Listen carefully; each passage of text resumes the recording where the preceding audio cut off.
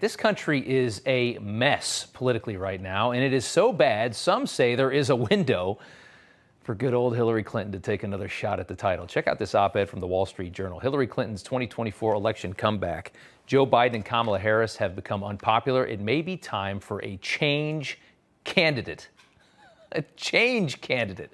Hillary Clinton, two-time failed presidential candidate, the most traditional, corrupt, old-school legacy politician in the game right now, is the change this country needs. And there's more.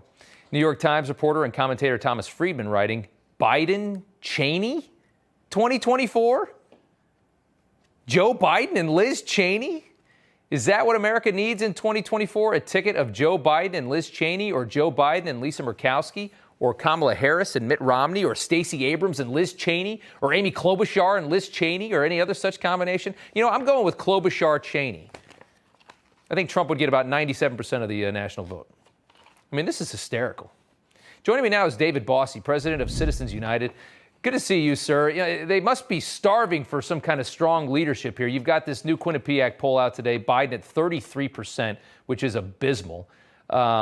The support among Democrats dropping. Hispanics, he's at 28%. Quite a moment, and they're talking about Hillary. Well, you're exactly right, but that is very funny. Your lead-in was spot on. It's desperate times, desperate measures, I guess. You literally have the geriatric primary campaign in 2024 between Hillary Clinton and Joe Biden. They're both incredibly old at that point in time. Joe Biden doesn't even know what day it is today. So I don't know how he would fare against Hillary Clinton, who I think would be about 77. Yeah, she's 74 now. She's 77. So it's a crime crisis, a border crisis, drug crisis, human trafficking crisis, Afghanistan crisis, inflation crisis. You name the problem, Joe Biden has created it. And so they have to look elsewhere.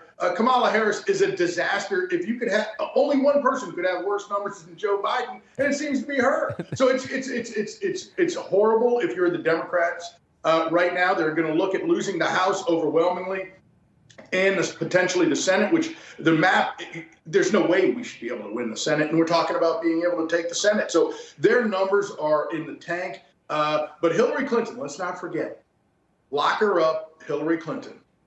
Crooked H, as we called her during the 2016 campaign, yeah. Crooked Hillary. Okay, she still has to answer for the Russia hoax. If she becomes and crawls back into a campaign, she's going to have to answer for this ongoing investigation, which we all see unfolding before our very eyes. That's very so true. I think that she could be in a lot of trouble if she does that. You're right. She'd be opening up Pandora's box once again. I don't know if she wants to do that. And the other funny thing is, I was just thinking, I bet just the talk about it, I bet the donations to the foundation are starting to tick up already. As you know, they've plummeted with her out of office, but I bet they're already starting to tick up right now. One last question. Do you think Democrats would actually entertain a Cheney on the ballot? And would she entertain that thought? Well, first of all, I have been a supporter of Liz Cheney's over the course of her career. I am so disappointed in what she's turned out to be. Yeah. But her father was, if you remember the Democrats back when Vice President Cheney was around, everything was about him killing people for Halliburton. It was weapons of mass destruction. The Democrats wanted to put Dick Cheney in prison. Yeah. These people would go unhinged. There's no way. I don't care how badly they want power. There's no way they would allow a Cheney on the ticket.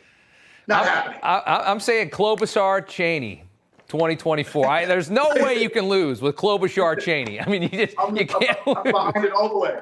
It's a winner all the way. David Bossie, president of Citizens United. Thank you so much. Thanks for having me.